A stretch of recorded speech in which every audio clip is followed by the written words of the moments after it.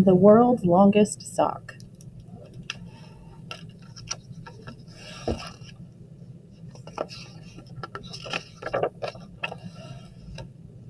Ah, yes, the world's longest sock. This is quite the remarkable story about two people who simply would not give up.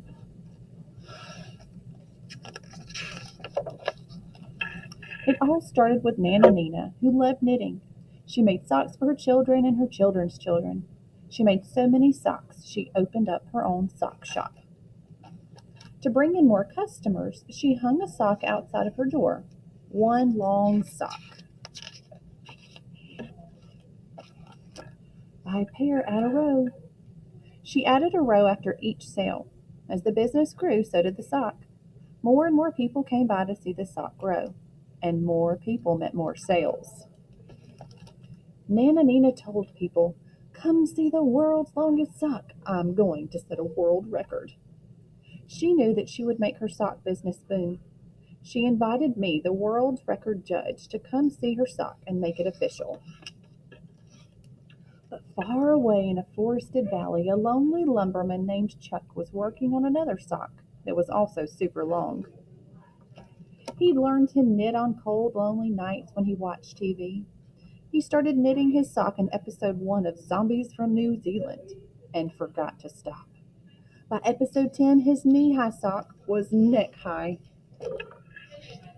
Then one night, tucked in and ready to snooze, Chuck sat up when he heard the news. New record, world's longest sock. Today in Chile, Nana Nina set a record for the world's longest sock. Crowds are cheering and everyone has come from miles around to see this incredible sock. People are excited about that sock? Heck, mine is better, said Chuck. Mine could win the world record. Then I'll be famous. Then I'll have friends. He picked up his phone and called. No! Soon after, Nina was cheerfully chatting with all her customers when her award was yanked off the wall by yours truly. On the other side of the world, the usually quiet valley erupted with noise and excitement. Chuck had won.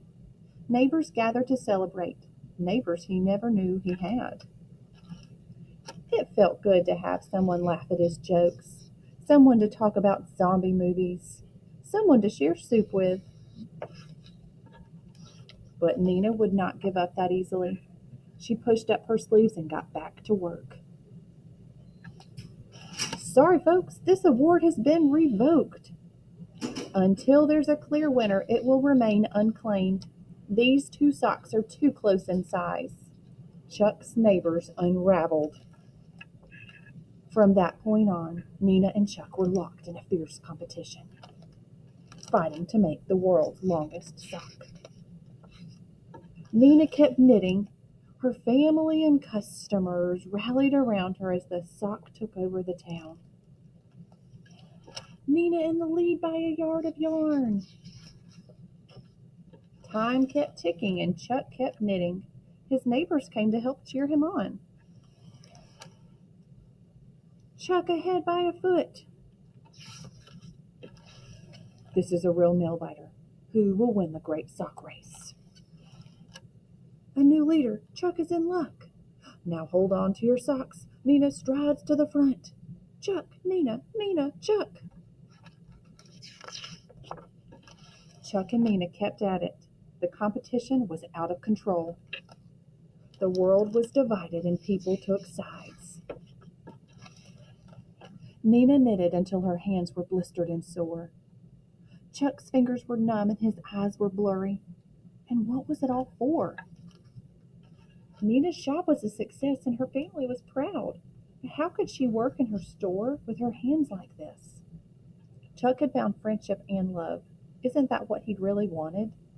He'd become a dad. Wasn't that the best reward? Just when he thought he should stop, a familiar face came on the news. Houston, we have a solution. Together, these woolen wonders make the world's longest pair of socks.